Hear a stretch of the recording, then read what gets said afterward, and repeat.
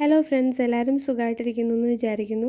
അപ്പോൾ ഇന്ന് നമുക്ക് വേറൊരു ഡിസൈൻ നോക്കാം. അപ്പോൾ ഡിസൈൻ എന്ന് പറയുമ്പോൾ നമുക്ക് ഈ ഡ്രസ്സിലൊക്കെ അവിടെ ഇവിടെയൊക്കെ നമുക്കിങ്ങനെ യോക്ക് പോർഷനിലൊക്കെ ചെയ്ത് കൊടുക്കാൻ പറ്റുന്നൊരു ഡിസൈനാണ്.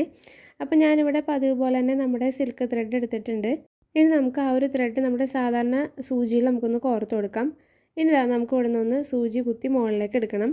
ഇനി ഞാൻ അതിനകത്തേക്ക് കുറച്ച് വലിയ ഒരു ബീഡ് അതിനകത്തേക്ക് ഇട്ട് കൊടുക്കുന്നുണ്ട്.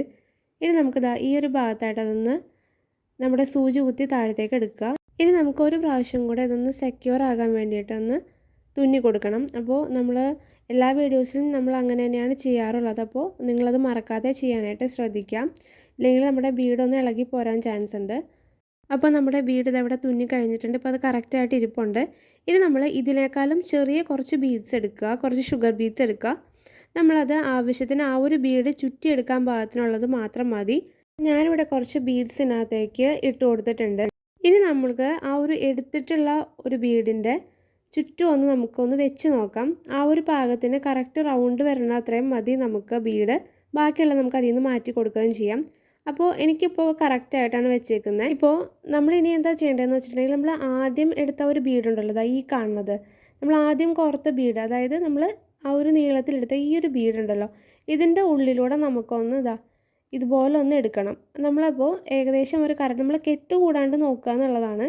ഇനി നമുക്കിത് ഇതുപോലെ ഒന്ന് പതുക്കെ ഒന്ന് അഡ്ജസ്റ്റ് ചെയ്തിട്ട് ഇതുപോലെ ഒന്ന് ചെയ്ത് കൊടുക്കുക. ഇപ്പോൾ നമുക്ക് ഏകദേശം ആ ഒരു റൗണ്ടിലേക്ക് നമുക്ക് ആ ഒരു ബീഡ്സ് കോർത്തത് വന്നിട്ടുണ്ട്. ഇനി നമുക്കിതുപോലെ ഒന്ന് പിടിച്ചു കൊടുത്തിട്ട് ഈ ഒരു ഭാഗത്തായിട്ട് നമ്മളുടെ സൂചി കുത്തി താഴത്തേക്ക് എടുക്കണം. അതിപ്പോൾ ഏകദേശം നല്ല ടൈറ്റ് ആയിട്ടുണ്ടാവും. അപ്പോൾ ആ ഒരു റൗണ്ട് ബാക്കി ഇങ്ങനെ നിൽക്കുമല്ലോ. അപ്പം നമുക്ക് ബാക്കി എന്താ ചെയ്യേണ്ടതെന്ന് വെച്ചിട്ടുണ്ടെങ്കിൽ, ഓരോ സൈഡിലും അല്ലെങ്കിൽ നിങ്ങൾക്ക് ഓരോ ബീഡ്സിൻ്റെ ഇടയിൽ വേണമെന്നുണ്ടെങ്കിൽ അതുപോലെ ഇങ്ങനെ തുന്നി പോവാം. അതല്ലാന്നുണ്ടെങ്കിൽ 4 സൈഡിലായിട്ടോ അല്ലെങ്കിൽ 5 സൈഡിലൊക്കെ ആയിട്ട് ചെയ്ത് കൊടുത്താലും കുഴപ്പമൊന്നുമില്ല. അപ്പോൾ ആ ഒരു റൗണ്ട് കറക്റ്റാക്കി കൊണ്ടുവരാമെന്നുള്ളതാണ് ഇതിനകത്ത് വരുന്നൊരു മെയിൻ ടാസ്ക്. അപ്പോൾ നമ്മുടെ ഡിസൈൻ ഏകദേശം കംപ്ലീറ്റ് ആയിട്ടുണ്ട്. അപ്പോൾ ഞാൻ ഇതുപോലെ ഒന്ന് തുന്നി കൊടുക്കുന്നുണ്ട്. അപ്പോൾ ഞാനിപ്പോൾ ഇതൊന്ന് സെക്യൂർ ചെയ്യാൻ വേണ്ടി പോവാണ്. അപ്പോൾ നിങ്ങൾ ഇതുപോലെ ഒന്ന് ചെയ്ത് കൊടുത്താൽ മതി. നമുക്കിനി ഇതൊന്ന് കംപ്ലീറ്റ് ചെയ്തെടുക്കാം.